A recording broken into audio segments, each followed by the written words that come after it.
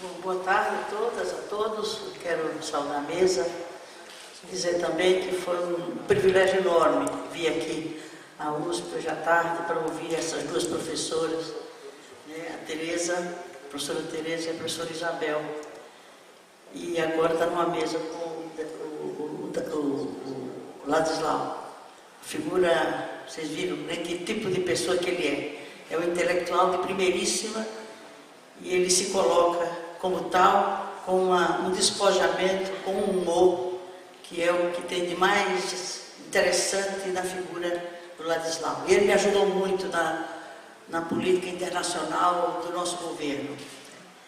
E uma das coisas pelas quais eu fui processada e ameaçada pelo Maluf, meu amigo Maluf,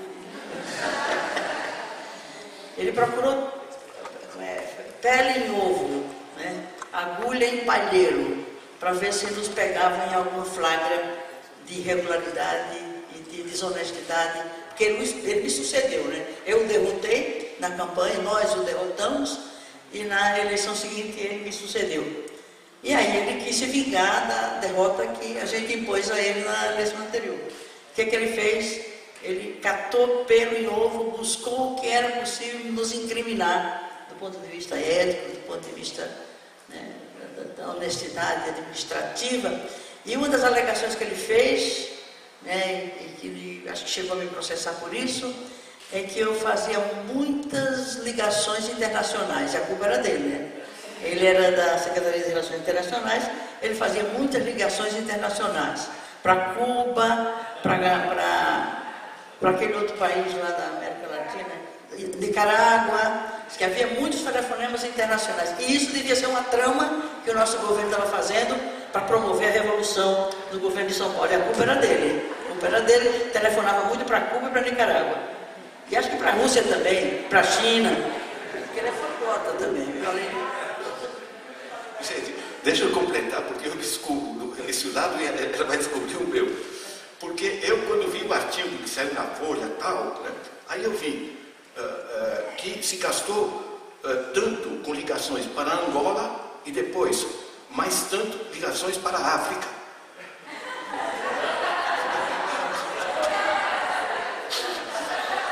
Bom, eu ligo para a Folha, meus amigos, olha, eu tenho conhecimentos geográficos, enfim, entre Angola e a África, se a gente somar, aí a gente soma vários países de África cada vez, enfim, né?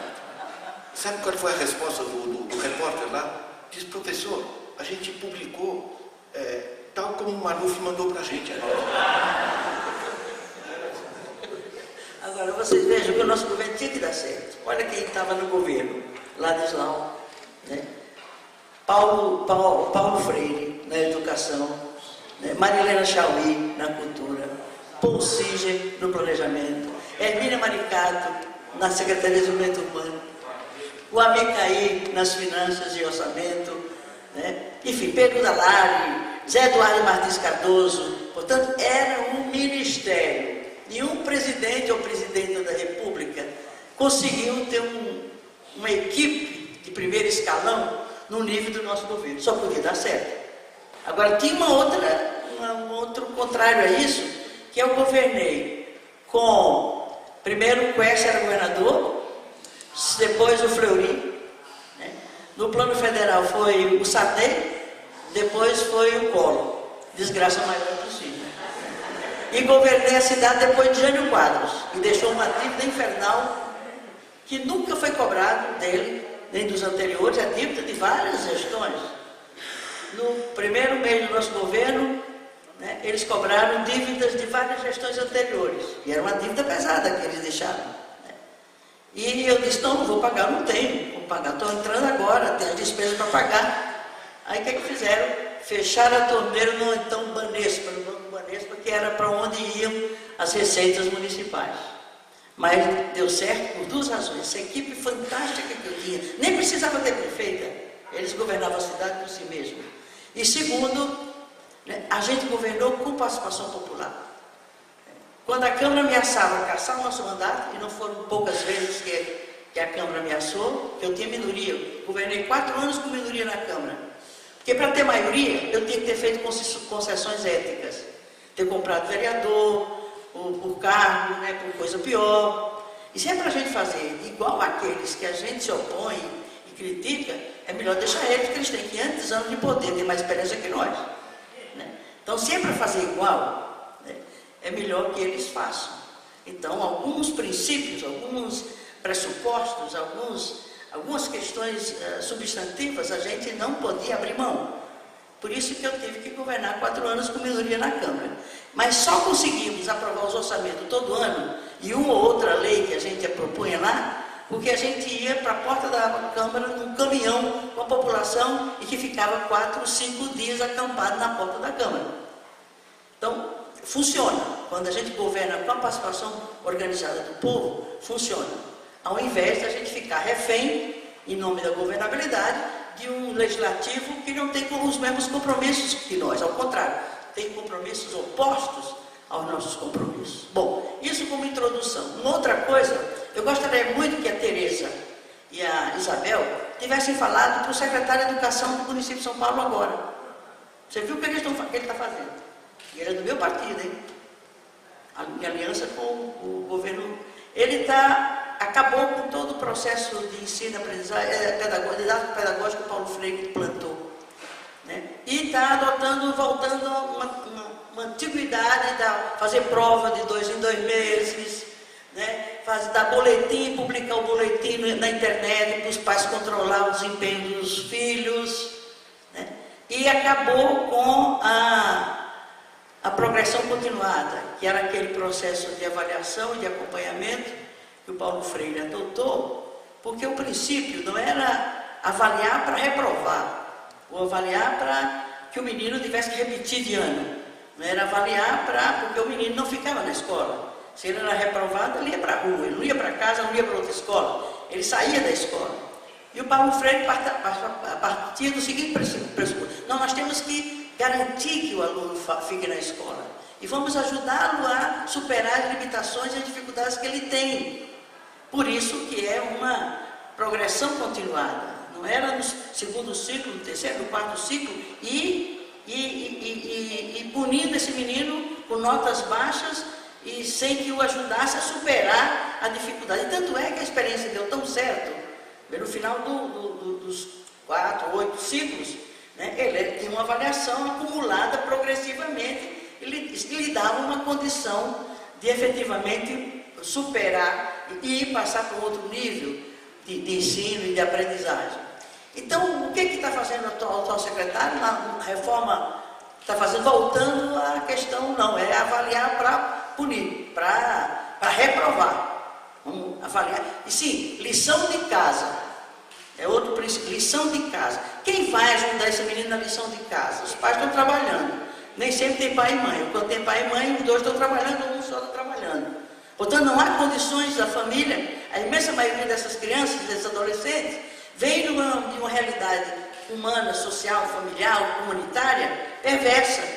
O único espaço capaz de ajudá-lo a desenvolver sua cidadania, né, sua personalidade, sua condição humana, seria que ser um espaço desses, né, com o apoio, com a compreensão, com a acuidade do educador nas dificuldades e limitações que esse menino, desse adolescente tem. Lamentavelmente, classe de 40 alunos com deficiência, né, tendo que conviver com um educador absolutamente despreparado, como nós dissemos na nossa intervenção. Portanto, quem teria que ouvir essas professoras seriam os gestores da educação, inclusive na principal cidade do país, uma cidade metropolitana, uma metrópole mundial, que é São Paulo. E trata a educação não avançando, ele podia corrigir aquilo que eventualmente nos governos anteriores não tivessem, a critério dele, dado certo, mas avança, cria coisas novas, empurra para frente, atende à modernidade ou à pós-modernidade, né? Seja criativo, seja ousado. Não, está voltando não, lição de casa, prova para reprovar, avaliação para reprovar, boletim na internet, o que tem moderno só boletim na internet, o resto está voltando para o passado, que a gente nem alcança mais, porque os tempos são tão céleres, no tempo da informática, da internet dos meios de comunicação e da informática, não dá para a gente acompanhar nem ter a ideia da dinâmica do tempo. Tal é a celeridade disso. Bom, por que eu estou falando isso? Porque eu estou numa universidade que me deu muita satisfação. Eu tive contato com essa universidade na década de 70, quando eu cheguei em São Paulo, vindo de uma luta de resistência à ditadura, fugindo da ditadura, porque eu lutava lá pela reforma agrária. Aí fugi para cá, fiz concurso para assistente social, fui trabalhar como assistente social. Eu achei que eu tinha deixado a luta para trás, só que quando eu cheguei aqui, fui trabalhar como assistente social nas favelas dos cortiços, eu encontrei o mesmo problema da terra. A terra no campo, que não está dividida até hoje, porque não se fez a reforma agrária até hoje. Por isso, o fluxo migratório e o inchamento das grandes cidades se deve também a essa razão, né?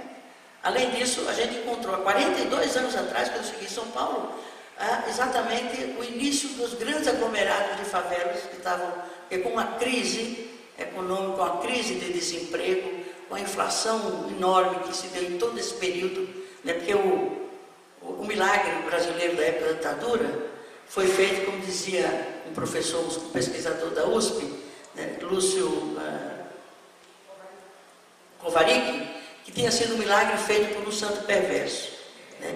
Que o milagre brasileiro da época da ditadura, segundo Lúcio Kovarik, foi um milagre feito por um santo perverso, porque ele favoreceu o capital, reproduzindo numa escala, né, fantástica, enquanto isso, né, achatou salário, desemprego em massa, né, perda absoluta de liberdade, inclusive de organização sindical, etc, etc.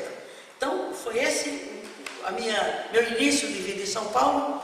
Na época, a gente trabalhava com os favelados que queriam ligar água e luz em seus barracos, porque não havia autorização dos órgãos públicos, que eram as empresas públicas que prestavam serviço produziam o serviço de energia e de fornecimento de águas e de esgoto na cidade, não autorizava a ligação de água e luz nas favelas.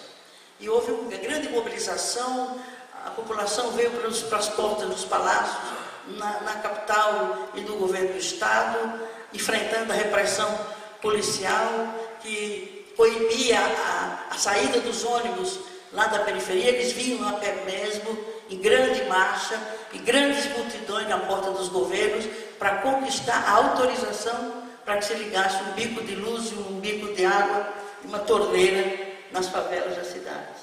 Depois de muita luta, de muito sacrifício, né, com caminhadas com pessoas com deficiência, pessoas idosas, mulheres grávidas, crianças que se somavam naquela massa de gente para exigir direito a um serviço público da cidade, o serviço de água e de luz. Não há direito mais fundamental, mais essencial à vida, que é um direito, né, humano fundamental, o direito à vida, né, não ter água e não ter luz naquele local onde essas pessoas moravam. Isso lhes era negado porque eles eram pobres, né?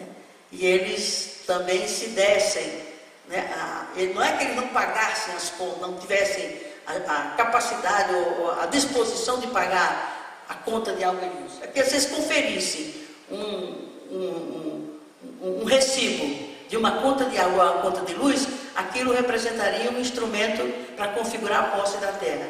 E a posse da terra configurada num documento público garantia, né, a legalização da posse da terra.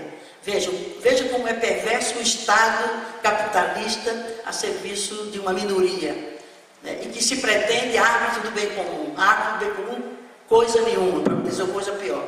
Certo? Então eles não queriam conferir, por isso que eles não ligavam a água e luz das favelas, porque teriam que conferir um recibo de pagamento do serviço, pelo serviço, né? E o favelado, não é que ele não tinha possibilidade de pagar, ele queria pagar, porque o pobre também é honesto demais nessas coisas. Ele não gosta de ficar devendo a ninguém, muito menos ao Estado. O pobre tem umas coisas assim, né? Tem umas idiosincrasias de honestidade, quer pagar, enquanto os corruptos aí, que estão nos governos, não tem esse rigor nenhum, né? Não tem preocupação nenhuma. Bom, e aí conseguimos, a duras penas, depois de anos de luta, o direito de ligar água e luz na favela. Bom, por que eu estou falando isso agora? Primeiro, pela questão dos direitos sociais, dos direitos humanos, as funções urbanas de uma cidade, uma metrópole como São Paulo, e que não assegura esses direitos à maioria, naquela época e também hoje, mas falando daquela época de 40 anos atrás. Bom, quando se conseguiu a autorização dos governos, municipal e estadual, já que as empresas eram dos dois níveis de governo, nós recorremos à USP, né, para mandar profissionais para ajudar a população favelada a ter o projeto para fazer a ligação da água e da luz. O que aconteceu? Os profissionais formados pela USP, né, não sabiam como ligar água e luz nas favelas, porque disse que ia gerar enchente, ia gerar incêndio. Porque os barracos eram tão juntos um do outro, que se pusesse um cano de água e pusesse fios para ligar, né, um ponto de luz, ia gerar incêndio, ia gerar enchente, ia ser tragédia para matar os favelados. Só que quem ensinou os técnicos formados pela USP de como fazer aquela instalação desses dois serviços nas favelas foram os próprios favelados. Por quê? Porque eles já faziam aquilo clandestinamente. Eles já tinham ligado há muito tempo o serviço de água e de luz nas favelas clandestinamente, através das gabiarras, né, de fios e mais fios. O que eu quero dizer com isso? Aquele primeiro momento de minha relação com a USP foi de uma frustração, né, uma constatação que não é só para a USP, é também para as outras universidades públicas, de que não formam profissionais para resolver os problemas do povo. Formam profissionais para resolver os problemas de uma minoria rica. Eles saem daqui, ou saíam daqui, não quero dizer que a situação hoje é assim, né, muito bem preparados para planejar as mansões, para planejar os shopping centers, para planejar os prédios de banco, os prédios, enfim. Mas a maioria da população não mora em prédios construídos sobre as bases de uma tecnologia tão avançada, tão moderna, como é aquela que os profissionais aprendem nas universidades públicas. E quem mantém as universidades públicas?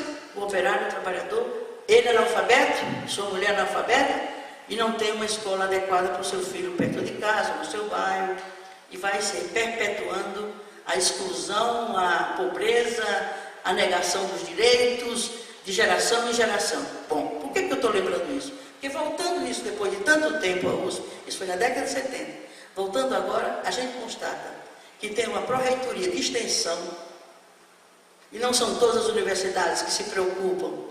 Só tem nos documentos oficiais que é ensino, pesquisa e extensão. Ensino existe, também na época em que eu olhava essas coisas, né? A pesquisa existe, mas a extensão não faz de conta.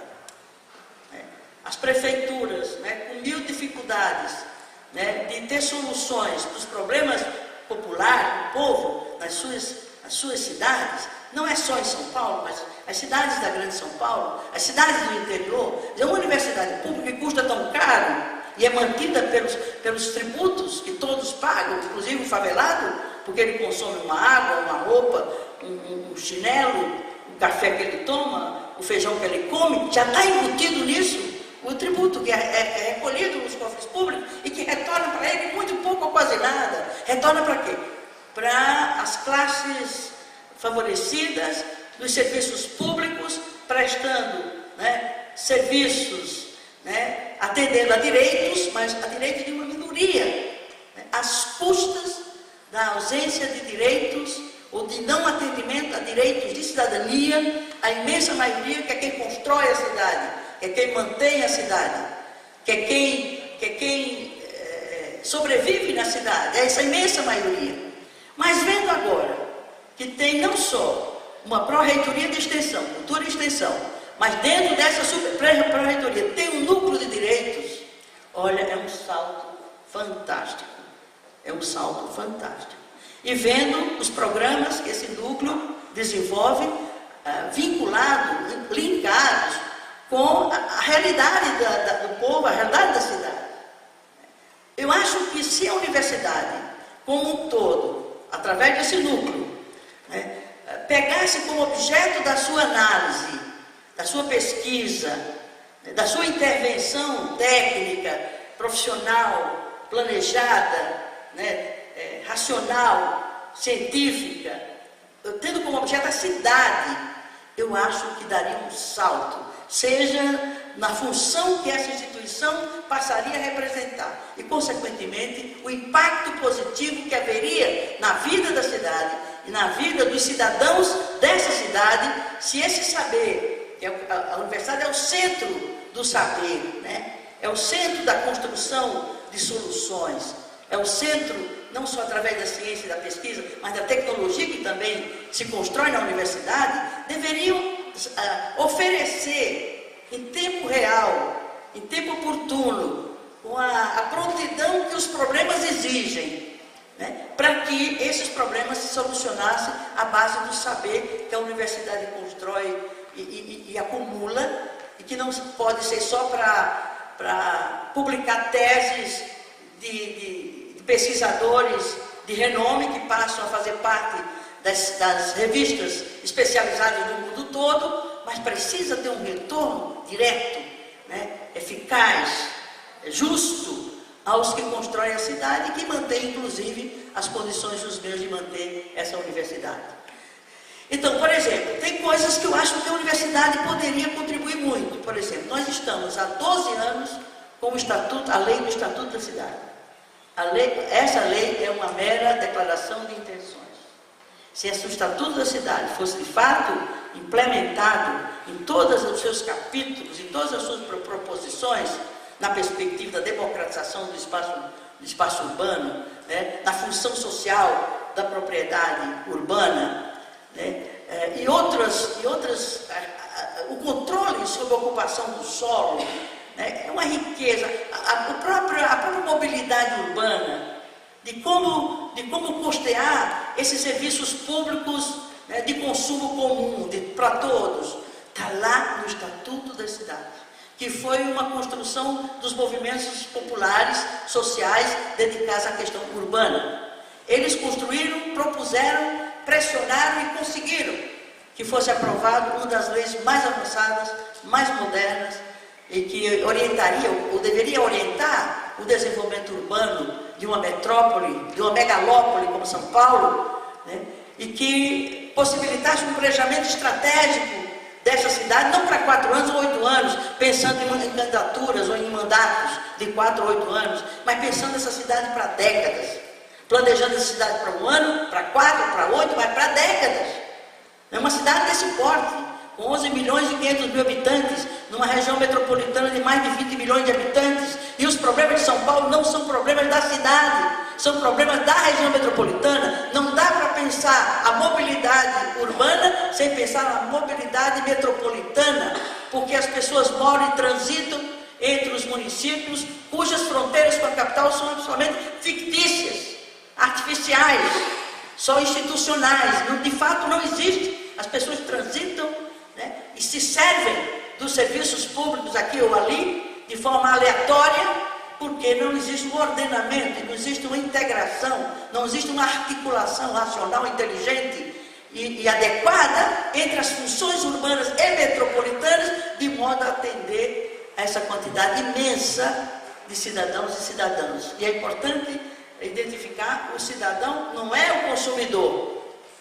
É preciso mudar o conceito de pessoa na cidade, pessoa na metrópole, pessoa na região metropolitana, não como consumidor de bens e serviços, né, estimulado esse consumo para além da capacidade, né, capacidade remunerativa da imensa maioria para adquirir esses bens. Isso tudo faz parte de uma engenharia e de uma política urbana, né, que contemplasse os cidadãos e cidadãs que vivem nesse espaço urbano e nesse espaço metropolitano, numa perspectiva de direitos humanos fundamentais, que estão lá na Carta da ONU de 1948, já vai fazer 65 anos agora, e de uma Constituição Federal de 88, a chamada Constituição Cidadã, que no seu artigo 6º, né, elenca quais são os serviços, quais são os direitos sociais, passando pela educação, pela saúde, pelo transporte, pela segurança pública, pela assistência social, pela proteção à mãe, à maternidade e à criança, passando, enfim, E agora nós queremos introduzir nos capítulos 6 da Constituição o transporte como um direito social, fundamental. Porque, inclusive, é um direito que dá acesso a outros direitos. Sem o direito à mobilidade, sem o transporte coletivo,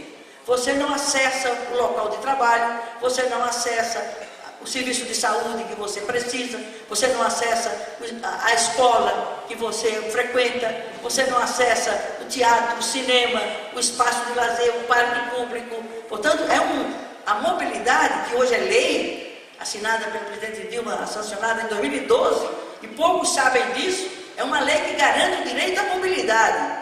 E ao se constituir um direito, regulamentado agora por uma lei, né, esse direito tem que ser uma responsabilidade do Estado de garantir o cumprimento desse direito, a satisfação desse direito. Portanto, tem que ter uma política pública que cubra os custos desse serviço, que não é justo como é hoje. O serviço é custeado exclusivamente pelo usuário direto, que é o trabalhador que tem o único meio de se locomover, que é o ônibus, péssima qualidade, caro, e que onera 4 horas e meia por dia da grande parte dos trabalhadores que usam esse serviço. E mais, nós deixamos a cidade com uma regra de contrato desse serviço que tirava a remuneração do serviço não por passageiro transportado, mas por quilômetros rodados, implicando com isso o aumento da frota e uma renovação da frota, para poder garantir qualidade. Portanto, nós conseguimos passar de uma frota envelhecida, ultrapassada, desqualificada, de 8 anos, de 8 mil ônibus, nós deixamos mais de 10 mil ônibus, e ônibus que não poderiam ter tempo de rodagem em mais de 4 anos, e ter que renovar toda a frota. E mais, o empresário tinha interesse em pôr mais ônibus e fazer mais viagens, portanto, mais ônibus, mais viagens, o que reduziu o número de passageiros por metro quadrado dentro do ônibus de 13 para 7. Portanto, qualidade do serviço. Isso implicou em redução do tempo. Tinha mãe de família que saía de madrugada com a criança no braço para levar na creche antes de ir para o trabalho, né? Ela disse: eu agora durmo um pouco mais, porque eu já sei que chegando no ponto eu vou encontrar o ônibus. E o ônibus que eu posso entrar com meu filho e não jogar. Eu fui de madrugada, eu ia ver as mães empurrando a criança na janela do ônibus, que estava dentro do ônibus, pegando a criança para poder ela subir, para poder fazer o percurso, né, num tempo imenso de horas. Né? Então, os trabalhadores, esse sistema ficou até o governo Marta. No governo Marta voltou ao sistema anterior. O sistema de contratar por passageiro transportado. Por isso que os ônibus estão superlotados. E não tem muitos ônibus novos. E não tem muitos ônibus acrescidos à frota. Porque quanto menos ônibus rodando e mais passageiros transportando, mais lucros. Né? Mais lucros para o operador do sistema. Bom, um outro capítulo dessa questão, nós tentamos introduzir, né, a tarifa zero. O que é? Um subsídio, né, 100% do custo da tarifa. Por que a gente entendia que deveria ser isso? Primeiro, porque é justo. Segundo, porque o transporte é um insumo. O insumo para a produção da indústria, do banco, da escola, do hospital, né? Além de ser uma função urbana essencial, sem a qual a cidade não funciona. E não pode a cidade privilegiar o transporte individual em detrimento do transporte coletivo. Isso é um princípio basilar de uma política urbana justa. Né? E nesse sentido nós imaginávamos o que ia cobrir esse custo maior em relação àquilo que a prefeitura já destinava. E aquilo que a prefeitura destinava, a gente destina, também é o trabalhador que repassa, ou não?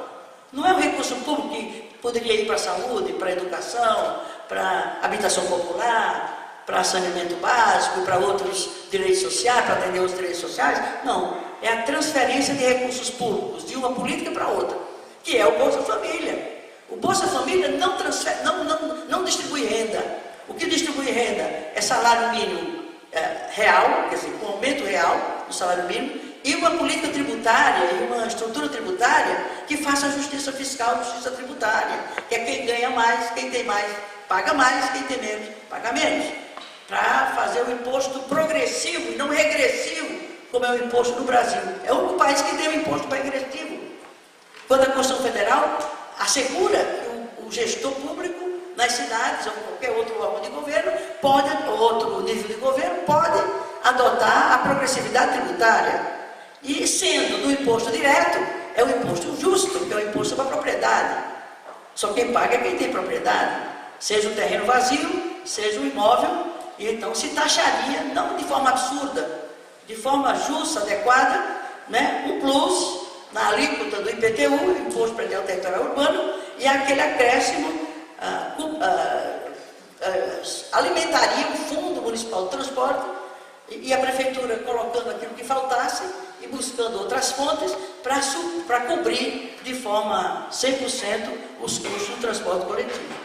Além de ser justo, né, daria uma tranquilidade muito grande e organizaria a mobilidade na cidade.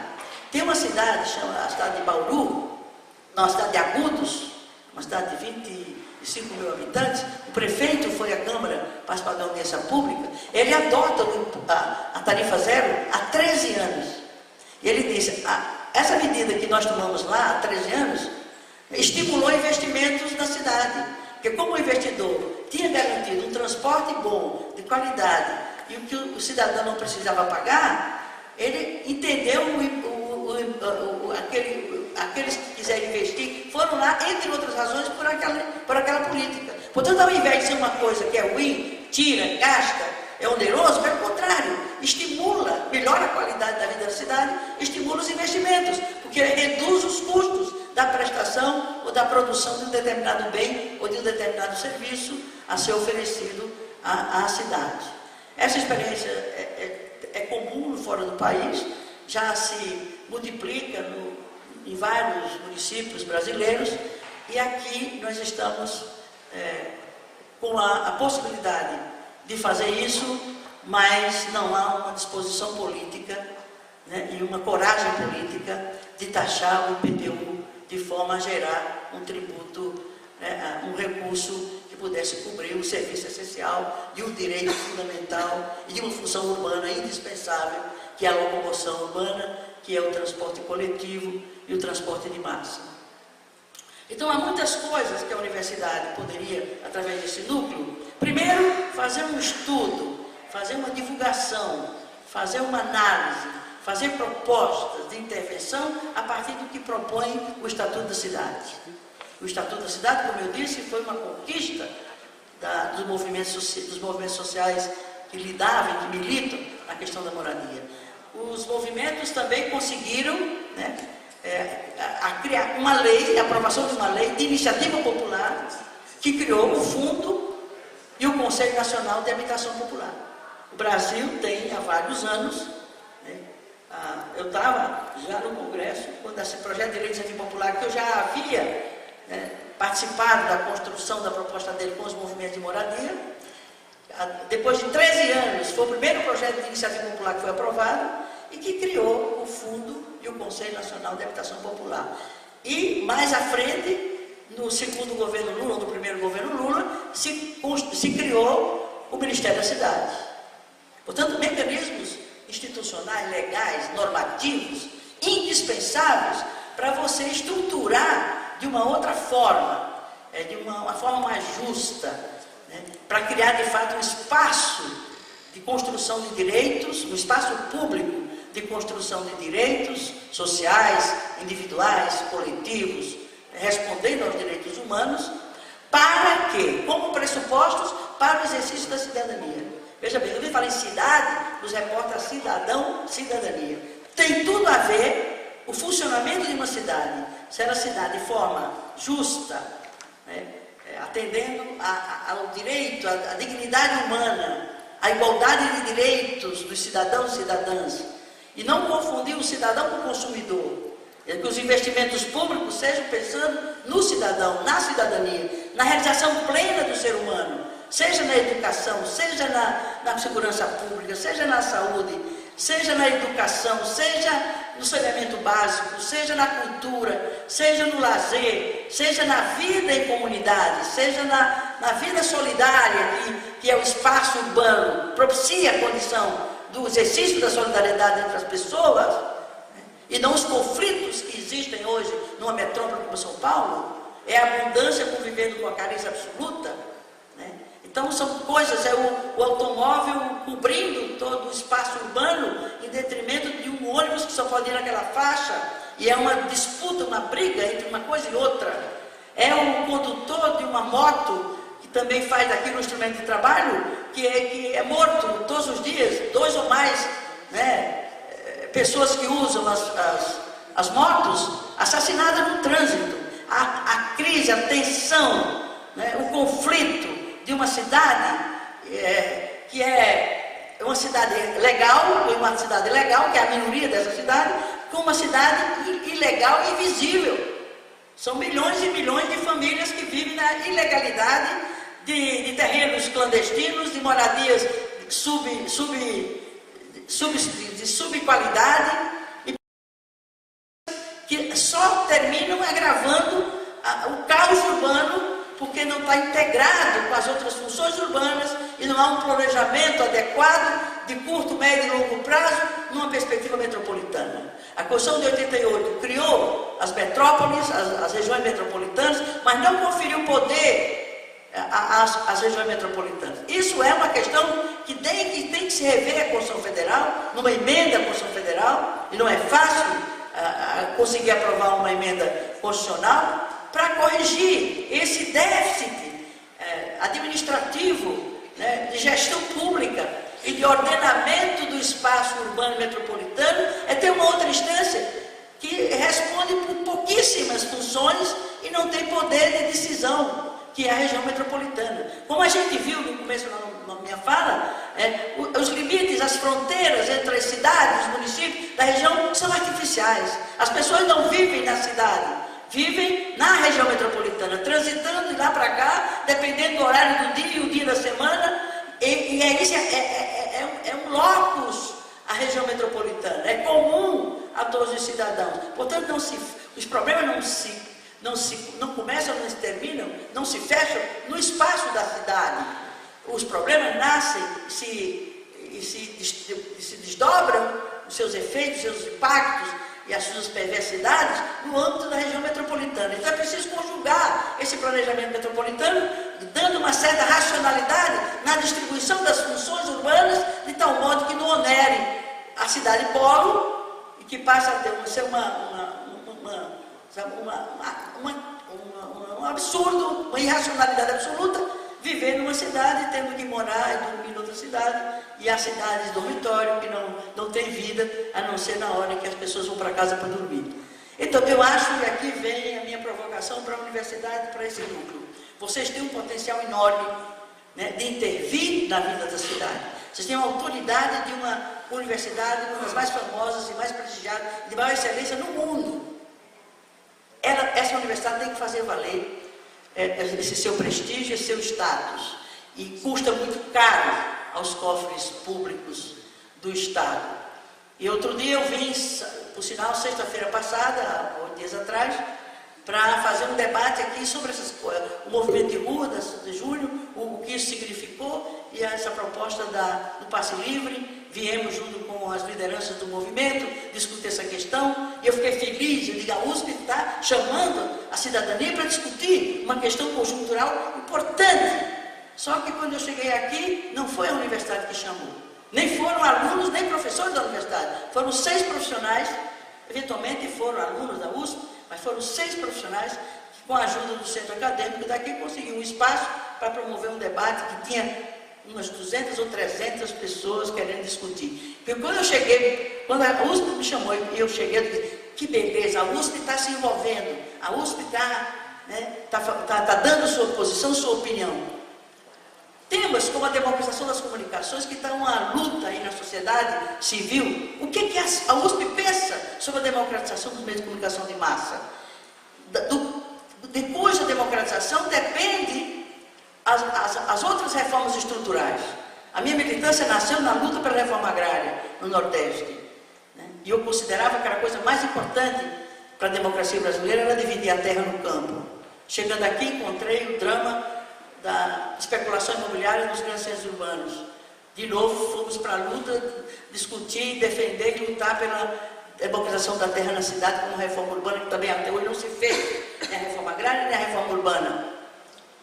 E eu pergunto, essas questões são reformas estruturais, que não se fazem. Não se fazem porque não tem vontade política, ou não tem força política para fazer.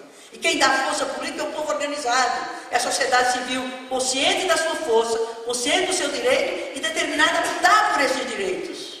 É fácil? É possível, não é fácil, mas é possível mobilizar essas forças vivas da sociedade para fazer a reforma agrária, para fazer a reforma urbana. E as universidades não dizem o que pensam a respeito dessas coisas.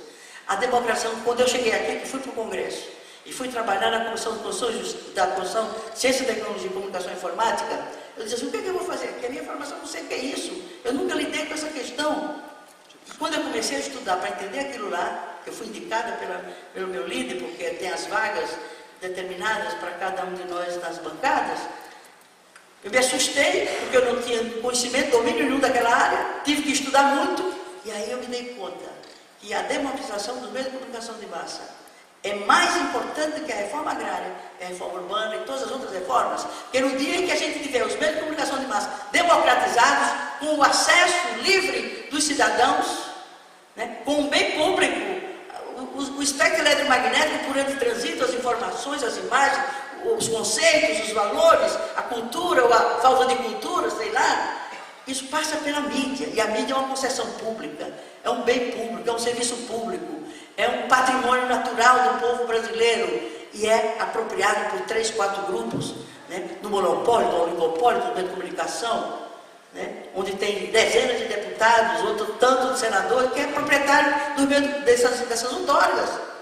E a Constituição, do seu capítulo 54, proíbe a concessão de rádio e TV para quem tem cargo público e tem mandato popular, e no entanto eles têm, e nada acontece. Então eu pergunto, o que a universidade pensa disso? Na democratização dos meios de comunicação? Qual é o impacto das novas tecnologias? Por exemplo, no fenômeno de julho, teve um ator principal, fundamental, que foram as redes sociais. Isso é o impacto das novas mídias. E o que a universidade tem a dizer sobre isso? Ou não? Ou não tem? Ou tem? E outras tantas questões, reforma política. Por que não sai a reforma política? Também não sei o que a USP pensa sobre a reforma política. Se é de fato uma reforma necessária, importante, e que contribuição a USP pode dar. Então, com isso eu estou dizendo, primeiro, eu saúdo, eu celebro, eu fico feliz de perceber que houve mudanças. E eu acredito que não é a gestão, a direção maior da instituição, porque a direção maior da instituição pública, ela é reacionária, ela não quer mudança, ela não quer confusão, ela não quer problema novo, ela quer um problema velho, que ela tem soluções velhas de sempre. Mas são vocês, né, que estão nessa pró-reitoria, são os alunos, provavelmente, que estão inquietos, estão indignados, querem mudança. Ninguém pediu reforma política nos atos, mas assim, vocês não me representam. O que eles querem dizer? A representação não é legítima, não me representa. Depois, temos que acabar com a corrupção. A corrupção eleitoral existe por causa do sistema eleitoral, o sistema de financiamento de campanha. E outras tantas recados que eles disseram, né, é que a gente precisa ouvir e precisa reagir, e a gente tem que exigir dessas instituições públicas, com a excelência que tem a USP, e não só a USP, as outras universidades públicas, isso é uma cobrança para todas as universidades públicas, e nós temos que fazer isso de forma, né, forte, enérgica, organizada, politizada, com os alunos. E outra coisa, eu já lecionei em universidade em que o serviço terceirizado, tem serviço terceirizado. E numa universidade que eu lecionei, lá em Minas, os terceirizados tinham analfabeto. Numa universidade de excelência pública, os trabalhadores terceirizados eram analfabetos. Numa universidade de São Paulo, aí de Santos, né, da USP, da Unesp, temos trabalhadores terceirizados que não têm acesso ao bandejão, que é barato, para o aluno e para o professor. Ele, se quiser, tem que pagar, o terceirizado tem que pagar R$150 por mês. Enquanto que o aluno e o professor pagam uma merreca, porque é praticamente gratuito. Então, o terceirizado já é já é desgraçado, já é explorado pela empresa que o contrata. Como é que uma instituição pública? A Câmara tem isso. A Câmara tem terceirizado, explorado, o patrão nega os direitos dele, o patrão atrasa pagamento. Isso, a Câmara dos Deputados, que representa o povo brasileiro, os trabalhadores brasileiros, explora a mão de obra terceirizada, beneficiando os empresários que agenciam essa força de trabalho, se enriquecendo e explorando essa força de trabalho. Então, são essas questões que eu acho que esse seminário, pelo menos para mim, representou um respiro e uma esperança, uma energia a mais, né, para a gente se juntar e juntar essas novas forças e energias e dizer para vocês obrigado pelo que vocês estão fazendo aqui nesse núcleo de direitos, que tem um potencial, explorem esse potencial, alarguem essas possibilidades e tornem a USP de fato um espaço de cidadania, um espaço que defende e produz também ações políticas para garantir direitos sociais, direitos humanos, direitos de cidadania, não só os que frequentam a USP, trabalham na USP, mas os que mantêm a USP, que são os trabalhadores de São Paulo. Muito obrigada.